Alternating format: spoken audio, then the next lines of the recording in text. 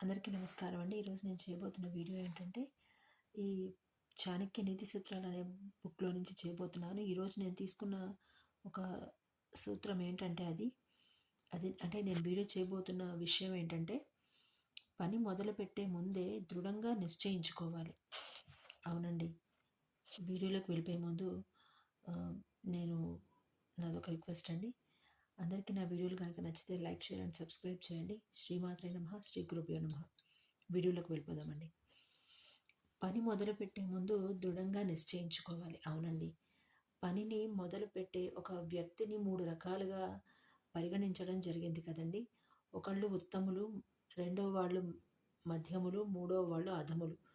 ఉత్తములు ఆ పని ఏదైతే వాళ్ళు తీసుకుంటారో దాన్ని సరైన రీతిలో తీసుకెళ్తారు. అలాగే ఒక ఒకటికి 10 సార్లు ఆలోచించి నిర్ణయం తీసుకుంటారు. ఆ పని మొదలుపెట్టిన తర్వాత విజయమో, వీరస్వర్గమో అనే విధంగా ఆ పనిని ముందుకు తీసుకెళ్ళి లక్ష్యానికి చేరుస్తారు. ఇంకొకళ్ళు మధ్యములు.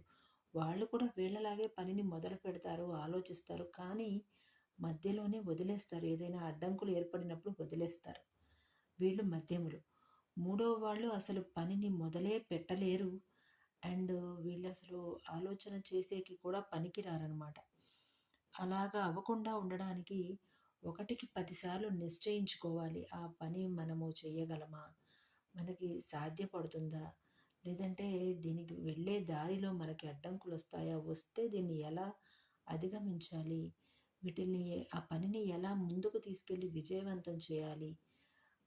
ఒకవేళ మధ్యలో వదిలేయాల్సి వస్తే ఏ విధంగా దాన్ని డిస్ట్రాక్షన్స్‌ని తప్పించుకోవాలి అనే విషయాన్ని ముందుగానే అంటే మనం వెళ్ళే ఒక దారిలో ఎదురయ్యే అడ్డంకుల్ని కూడా మనం ఊహించి ముందుగానే వెళ్ళగలగాలి. ఎలా అంటే కొంతమంది ఉంటారు సమర్థులు. వాళ్ళు ఆన్సర్ వాళ్ళే తెలుసుకుంటారు. అలాగే క్వెషన్ వాళ్ళే తీసుకుంటారు. ఆ తీసుకునే క్వెషన్‌లో వచ్చే ఆన్సర్స్‌ని ఎన్ని రకాలుగా అడగగలుగుతారు అనేది కూడా వాళ్ళే క్వెషన్ చేసుకొని ఆన్సర్ చేయగలుగుతారు. అలా ఉండాలని ఇక్కడ చెప్పబడిందండి.